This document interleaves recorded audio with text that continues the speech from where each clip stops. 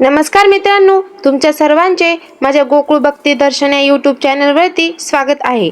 मित्रांनो, हनुमान जयंती का व कधी साजरी केली जाते, प्रभू श्रीरामांचे परमभक्त असलेल्या बजरंगबलीचा जन्म कसा झाला, त्यांना हनुमान नाव कसे पडले आणि त्यांच्या मूर्तीला शेंदूर व तेल का लावले जाते, त्यांना वेगवेगळे नाव कोणती, या सर्वांची माहिती आज आपण जाणून घेणार आहोत। हनुमानजींचे संपूर्ण जीवन रहस्य तर व्हिडिओ शेवटपर्यंत नक्की बघा।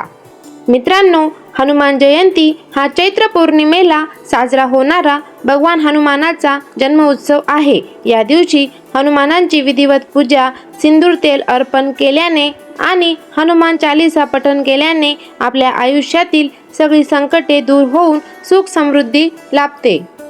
मित्रांनो, आता आपण जाणून घेऊ भगवान हनुमानांची जन्मकथा। हनुमानांचा जन्म नाशिक जिल्ह्यातील अंजनेरी पर्वतावर चैत्र शुद्ध पौर्णिमेला अंजनी मातेच्या पोटी हनुमानांचा जन्म झाला। त्यामुळे चैत्र शुद्ध पौर्णिमेला ही हनुमान जयंती म्हणून साजरी केली जाते। हनुमानाला महादेवांचा 11वा रुद्र अवतार असल्याचे म्हटले जाते। राजा दशरथाच्या राण्यांप्रमाणेच तपश्चर्या करणाऱ्या माता अंजलीलाही प्रसाद मिळाला होता व त्यामुळेच त्यांच्या पोटी मारुतींचा जन्म झाला। आता आपण हनुमानांची जन्मकथा जाणून घेऊया।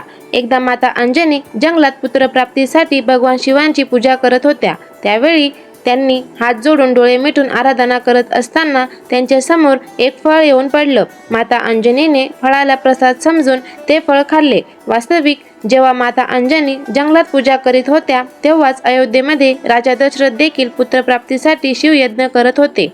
त्या हवनानंतर ऋषीने राजा दशरथ यांच्या 3 राण्यांना फळ दिलं, जे फळ खाल्ल्यानंतर 3 राण्यांना पुत्रप्राप्ती झाली। या फळामधून एक लहानसा अंश पक्षाने उचलून देवी अंजनी समोर ठेवून दिला। अशा प्रकारे महादेवांच्या आशीर्वादाने माता अंजनी आणि केशरी यांच्या घरी केशरीनंदन म्हणजेच हनुमानांचा जन्म झाला। लहानपणापासूनच हनुमानांकडे अनेक शक्ती प्राप्त होत्या। त्यांच्या बालकथांमध्ये अशी आख्यायिके सांगितली जाते की एकदा लहानपणी हनुमानांनी सूर्याला लाल फळ समजून सूर्याकडे आकर्षित होऊन सूर्याला गिळण्याकरता उड्डाण केले। तेव्हा इंद्रदेवाने सूर्याला आणि पृथ्वीला वाचवण्याकरिता आपले वज्र हनुमानांकडे फेकले। त्यामुळे ते वज्र हनुमानांच्या हनुवटीला लागले आणि त्यांची हनुवटीला इजा झाली। तेव्हापासून हनुमानांना हनुमान असे नाव पडले। हनुमानाला मारुती, बजरंगबली, रामभक्त, अंजनेय, महावीर, पवनपुत्र, पवनसूत, केशरीनंदन अशा नावाने संबोधले जाते।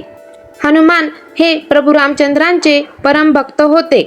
जेव्हा माता सीतेला रावणाने लंकेला पळवून नेले त्यावेळेस प्रभू श्री रामचंद्र आणि हनुमानांची वनवासात भेट झाली आणि जेव्हा रावणामध्ये आणि श्रीरामांमध्ये युद्ध झाले त्या दरम्यान हनुमानांनी त्यांची खूप मदत केली। हनुमानांच्या आणि वानरसेनेच्या बळावरच प्रभू रामांनी रावणाशी युद्ध केले आणि जिंकले। यावरून आपल्याला समजते की प्रभू रामचंद्रांबद्दल हनुमंतरायांची भक्ती किती निस्सीम होती। देवांसाठी त्यांची प्राण देण्याची सिद्धता होती। मित्रांनो, तुम्हाला माहिती आहे का मारुतीच्या मूर्तीचा रंग शेंद्री का असतो आणि त्यांना शेंदूर का लावतात? तर एकदा माता सीता स्नान केल्यानंतर कपाळाला शेंदूर लावत होत्या। तेव्हा मारुतींनी त्यांना विचारले की माता, तुम्ही कपाळाला शेंदूर का लावता आहात? तेव्हा सीता माता म्हणाल्या की माझे प्रभू रामांचे आयुष्य वाढावे म्हणून मी शेंदूर लावते। मारुती राया हा रामांचा निस्सीम भक्त होता।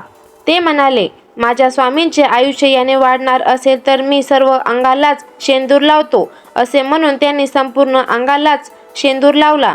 हे जेव्हा प्रभू रामाला समजले तेव्हा ते प्रसन्न झाले आणि म्हणाले, मारुती राया, तुझ्यासारखा माझा अन्य कुणीच भक्त नाही। तेव्हापासून मारुतीचा रंग हा शेंदुरी झाला। तसेच मारुतीलाही तेल लावले जाते। यामागेही कारण आहे। एकदा हनुमान द्रोणागिरी पर्वत घेऊन जात असताना भरताने त्यांना बाण मारला। तेव्हा त्यांच्या पायाला दुखापत झाली आणि ती शेंदूर आणि तेल लावल्यामुळे बरी झाली। त्यामुळे हनुमानाला शेंदूर आणि तेल लावतात। मित्रांनो, आता आपण जाणून घेऊ हनुमानाची पूजा कशी करायची। हनुमानांच्या पूजाविधीत शेंदूर, तेल आणि रुईची पाने वापरतात, कारण या वस्तूंमध्ये मरलोकापर्यंतची देवतांची शक्ती आकर्षित करण्याची क्षमता अधिक असते। हनुमानांच्या मूर्तीला किंवा फोटोला चमेलीच्या तेलात सिंदूर मिसळून लेपन करावे। हनुमानांची पूजा करताना हनुमानाला अनामिकेने म्हणजेच करंगळीच्या जवळील बोटाने शेंदूर लावावा. रुईची पाने आणि फुले 5 किंवा 5च्या पटीत अर्पण करावे व नैवेद्य दाखवावा. या दिवशी हनुमान चालीसा, बजरंग बाण किंवा सुंदरकांड पठण करावे. हनुमान हे शिवजींचे 11वे रुद्रावतार आहेत, जे बल, बुद्धी आणि विद्येचे प्रतीक आहेत. हनुमान जयंतीच्या दिवशी पूजा केल्याने कुंडलीतील ग्रहांचे, विशेषतः शनिग्रहाचे दोष कमी होतात. संकटमोचन, हनुमानांची कृपा राहते, भीती आणि नकारात्मकता दूर राहते, अशी महिमा हनुमानांची आहे.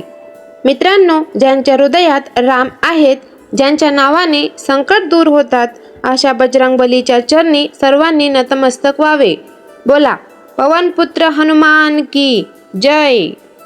तर मित्रांनो, मी आशा करते की हनुमान जयंतीचा यथार्थ माहिती सांगणारा हा व्हिडिओ तुम्हाला नक्कीच आवडला असेल.